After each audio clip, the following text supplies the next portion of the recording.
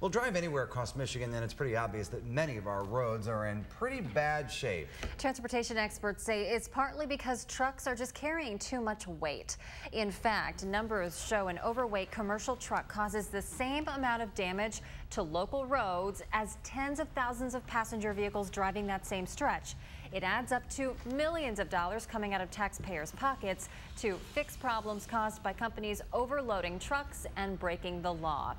Tonight, the News Channel 3 I-Team is on Waste Watch, digging deeper into highway hazards. Chief Investigative Reporter David Bailey tells us what he found and why he took those results all the way to the governor's office. The one truth we found right off the bat: you don't want to make Officer Rod Watts mad.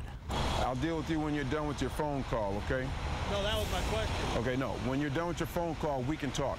Talk about what Watts, a commercial vehicle enforcement officer, found wrong with this guy's truck. You can see the weight on the tires there. 40,000 pounds of weight, or 20 tons on those back tires or axles, 7 tons too many by law. What is the real problem here with somebody who's doing that? Well, they're tearing up the roads with too much weight, and that's where we come in at. We'll tell you whether Officer Watts gave him a nearly $2,000 ticket in a minute. Leaders within the MSP gave the I-Team a rare look inside this state division's work. Rare because, frankly, it hasn't been a very good couple of years for this team. Keep in mind, Michigan allows up to 11 axles and the most hauling weight of any other state. When it comes to enforcement, vehicle enforcement had the lowest manpower ever the last few years. Truck weight scales broken and antiquated. Most of the time, weigh stations closed. A 2008 state audit pointed out how embarrassing it was for the state. A third of all scales in the state broken. East of Jackson, this facility we visited near Grass Lake just reopened in February after being closed, get this, 2.5 years. In a way, Sergeant Brett Black, who works there, is paying the price for that closure. The officer catching weigh station skippers one after another when the station is open. Turns out while we were there with him, he caught 2 in 10 minutes time and says if he wanted to, he could frankly run down at least 1 an hour. You have your driver's license in your log with you, sir?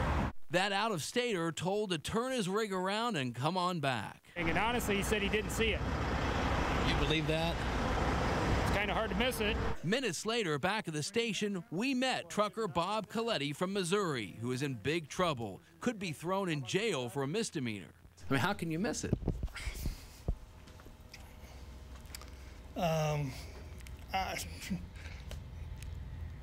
If you go back there, you'll see a sign that has a big old ring on it. My wife had just come in on that ring. I looked at that sign and missed the weigh station. Do you feel you deserve a ticket for that? That's a loaded question. I'm praying I don't get one, I'll put it that way.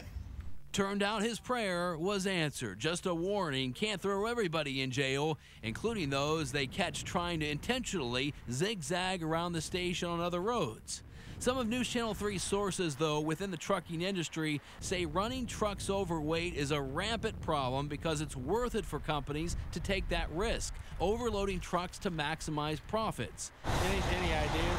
A trucker named Brett thinks few truck drivers are actually breaking the law. He, interestingly, owns the truck we mentioned that was overweight. Do you ever have a lot of this then? No. I mean, does this ever happen a lot? No, this doesn't happen hardly at all.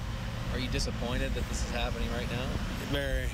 Brett works for a hauler based in Ohio, a company with a less than stellar safety record, the I-Team found. Federal records show his company, Rocky Pine Farms, has 51 vehicle maintenance violations and a serious violation involving fatigued drivers. The company's had 7 inspections in Michigan where mechanical problems have been found in the past year and a half.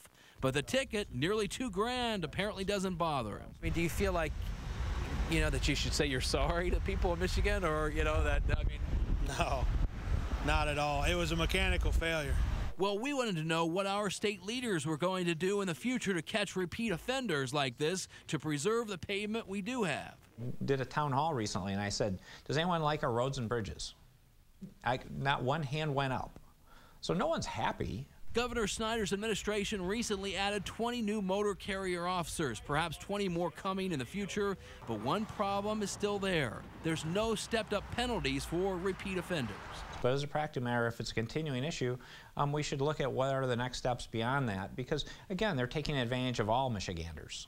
Back at the station as we were leaving, we looked over, and unapologetic Brett still sitting there.